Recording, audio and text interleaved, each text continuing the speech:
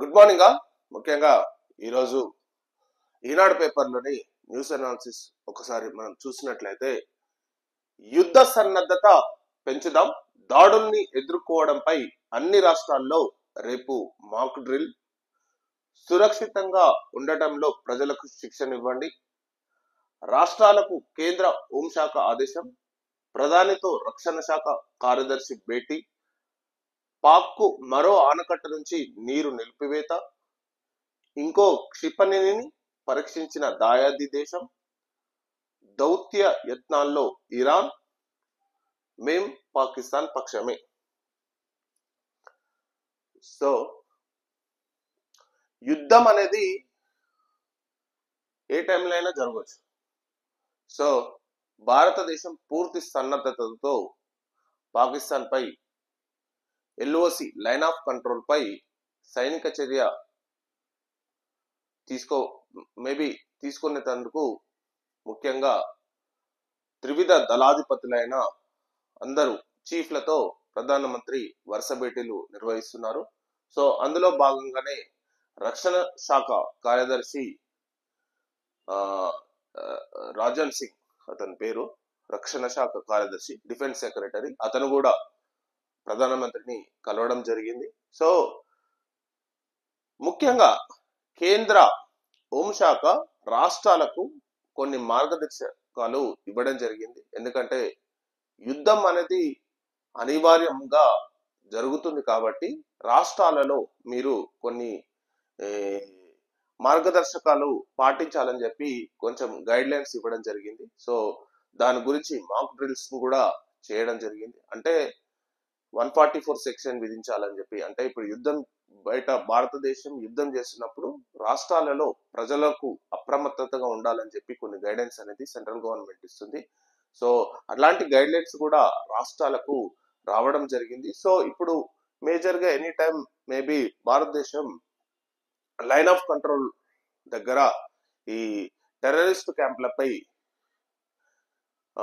దాడులు చేసే అవకాశం అనేది ఉంది. సో అది ఎనీ టైం అయినా కావచ్చు. సో అదొకటి. సో ఇంకోటి ఏంటంటే వాటర్, జమ్మూ శివార్లోని అక్నూర్ వద్ద నిర్మించిన డ్యామ్ నుంచి నీటి విడుదల నిలిపివేయడంతో రాళ్లు తేలిన చినాబ్ నది. సో పాకిస్తాన్ కు ఏదైతే నీటి మన భారతదేశం నుంచి వాటర్ వెళ్తున్నాయో అవన్నీ ప్రెసెంట్ గా ఆపడం జరిగింది. సో సింధు జలాలు ఆపడం జరిగింది, చినాబ్ నదిని ఆపడం జరిగింది. సో దీని వల్ల అక్కడ పాకిస్తాన్ ప్రాంతంలో చాలా వాటర్ కష్టాలు అనేది చాలా విపరీతంగా పెరిగాయి. సో ఆ ప్రజలు కూడా చాలా నిస్సహాయతంగా ఉన్నారు. భారత్ పై అంటే ఇన్ని రోజులు భారత నీళ్లపై ఆధారపడి బతికిన వాళ్ళు ఇప్పుడు వాటర్ ఆపేసరికి అక్కడ ప్రజలు చాలా ఇబ్బందులు పడి అక్కడ గవర్నమెంట్ ను చాలా నిందిస్తున్నారు అనమాట.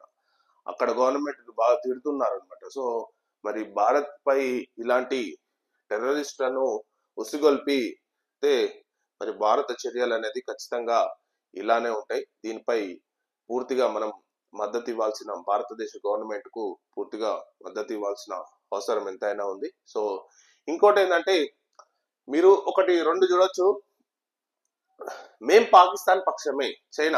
చైనా ఎప్పుడైనా పాకిస్తాన్ కి మద్దతు ఇస్తుంది, దాంట్లో ఎలాంటి సందేహం లేదు. సో చైనాతో మనం కొన్ని విషయాలలో ఏదో ఈ మధ్య కాలంలో రిలేషన్స్ పెరిగిందని అనుకుంటున్నాం, కానీ ఎప్పటికైనా చైనా అనేది పాకిస్తాన్ పక్షమే, అమెరికా అనేది పాకిస్తాన్ పక్షమే.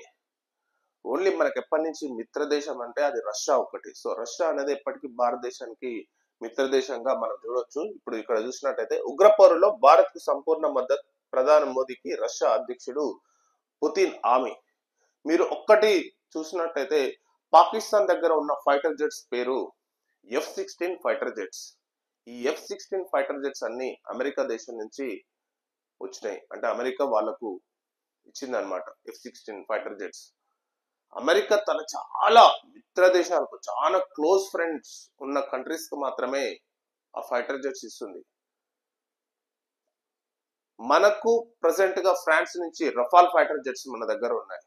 సో మనం అమెరికాను చెప్పాలంటే అడిగినమా అడగలేదు అనేది అది క్వశ్చన్, అది తర్వాత. కానీ పాకిస్తాన్ ఆయుధ సామాగ్రి మాత్రం కంపల్సరీగా మొన్న టెర్రరిస్టులు వాడిన గన్స్ కూడా అమెరికన్ మేడ్ గన్స్ అని చెప్పి ఎన్ఐఏ నిర్ధారణ కూడా చేసింది అనమాట. అంటే అమెరికా ఎంతో ఆర్థిక సాయం, ఆర్థిక సాయం కాదు, ఆయుధ సాయం, వాళ్ళ ఆయుధాలన్నీ పాకిస్తాన్ కు అమ్మడం అనేది ఈ చాలా వరకు తప్పని చెప్పాలి. ఎందుకంటే వాళ్ళు దాన్ని మిస్యూజ్ చేస్తున్నారు, అంటే టెర్రరిస్టులకు ఇస్తున్నారు. దానివల్ల వాళ్ళకు నిజంగా చెప్పాలంటే చాలా పెద్ద మిస్టేక్ చేస్తుంది అనమాట అమెరికా. మరి నెక్స్ట్ ఇంకోటి చూసినట్టయితే ప్రభుత్వాన్ని అస్థిరపరిచే కుట్ర అని చెప్పి ఒక వార్త ఇవ్వడం జరిగింది. రాజకీయ పార్టీలు ఉద్యోగ సంఘాలను రెచ్చగొడుతున్నాయి. విపక్ష నేతల చేతుల్లో పావులు కావద్దు, అనా పైసా అప్పు పుట్టట్లేదు, ఢిల్లీ వెళ్తే అపాయింట్మెంట్ ఇవ్వట్లేదు, రహదారులు వేయడం కాదు, గుంతలు పూడ్చేందుకు డబ్బు లేవు, ఇప్పటికే రాష్ట్ర ఆర్థిక పరిస్థితి దెబ్బతీసింది. పోలీసు అవార్డుల కార్యక్రమంలో సీఎం రేవంత్ రెడ్డి స్పష్టీకరణ అని చెప్పి ఒక వార్త ఇవ్వడం జరిగింది. సో సీఎం రేవంత్ రెడ్డి మాత్రం చాలా క్లారిటీగా నిన్న ఉద్యోగ సంఘాల నాయకులకు, అంటే ఇప్పుడు నిన్న ఒక పోలీస్ జరిగిన కార్యక్రమంలో ఎవరైతే సమ్మె చేయాలనుకుంటున్నారో వాళ్ళకు క్లారిటీగా చెప్పింది. ఆదాయం 18,500 కోట్లు తెలంగాణ ఆదాయం. సో ఖర్చులు మాత్రం నెలకు 30,000 కోట్లు వస్తున్నాయి. సో నేను ఏది ఆపి మీకు కొత్తది ఇవ్వలేను. ప్రజెంట్ గా రాష్ట్ర ఆర్థిక పరిస్థితి మరి ఘోరంగా ఉంది, అప్పు కూడా పుట్టడం లేదు. సో ఈ టైంలో మీరు సమ్మె చేయడం కరెక్ట్ కాదని చెప్పి వాళ్ళకు సూచన చేయడం జరిగింది. మరి ఆర్టీసీ కార్మికులకు ఎంతవరకు మరి వాళ్ళు వాళ్ళ మాటను మరి ఇస్తారో ఒకసారి మనం చూడాలి. సో గత ప్రభుత్వం 1,000 కోట్ల బకాయిలు పెట్టింది. ప్రభుత్వ ఉద్యోగులకు రిటైర్మెంట్ బెనిఫిట్స్ ఇవ్వాల్సి వస్తుందనే ఉద్దేశంతో గత ప్రభుత్వం పదవి విరమణ వయసును 58 నుంచి 61 ఏళ్లకు పెంచింది. విశ్రాంత ఉద్యోగులకు చెల్లించాల్సిన 8,500 కోట్లు నెల నెల జీతాలు, పింఛన్లు, బెనిఫిట్స్, దాచుకున్న సొమ్ము 9,000 కోట్లను గత ప్రభుత్వం బకాయి పెట్టింది. ఇక్కడ మీరు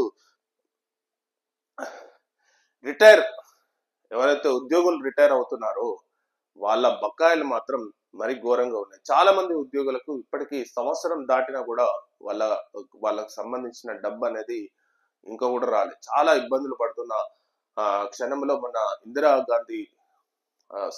ఇందిరా పార్క్ దగ్గర ధర్నా కూడా చేయడం జరిగింది. ఏది రిటైర్మెంట్ ఉద్యోగులు వాళ్ళకు సంబంధించిన బెనిఫిట్స్ అనేవి చాలా మటుకు ఒక సంవత్సరం అయినాక కూడా రావట్లేదు. అంటే హెల్త్ డిపార్ట్మెంట్ ఉద్యోగులకు అసలే రావట్లేదు, చాలా మంది ఉద్యోగులకు అసలే రావట్లేదు. కానీ మొన్న సీఎం రేవంత్ రెడ్డి గారు ఒక నిర్ణయం తీసుకోవడం జరిగింది. వాళ్ళు ఏ రోజైతే రిటైర్ అవుతున్నారో ఆ రోజే 90% ఇచ్చేలా చర్యలు తీసుకోవాలని చెప్పి వాళ్ళ ఫైనాన్స్ సెక్రటరీకి ఆదేశాలు ఇవ్వడం జరిగింది. కానీ అది ఎంతవరకు ఇంప్లిమెంట్ అవుతుందో మనం ఒకసారి చూడాలి. కానీ ఇది మాత్రం చాలా పెద్ద ఇష్యూగా మారబోతుంది. సో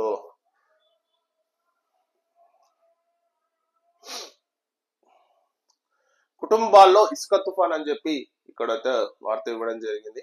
క్వారీల నుంచి అతివేగంతో రోడ్లపైకి ఇసుక లారీలు, ప్రమాదాలతో పోతున్న ప్రాణాలు, వికలాంగులుగా పలువురు కుటుంబ పోషణకు బాధితుల అవస్థలు అని చెప్పి ఇక్కడ మనం చూడొచ్చు.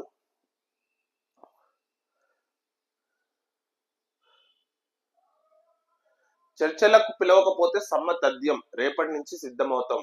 ఆర్టీసీ ఐకాసా నేతలు బస్ భవన్ వరకు కార్మిక కవాత్ అని చెప్పి ఇక్కడైతే మనం చూసినట్టయితే డిమాండ్ల సాధన కోసం సమ్మె చేయడానికి సిద్ధంగా ఉన్నట్టు టీజీఎస్ ఆర్టీసీ ఐకాసా నేతలు ప్రకటించారు.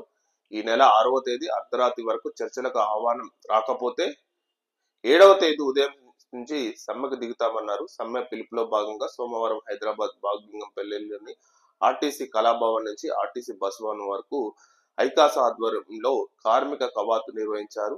యాజమాన్య వైఖరికి వ్యతిరేకంగా నినాదాలు చేశారు. సో ఇది ప్రెసెంట్ గా వీళ్ళరు అనమాట.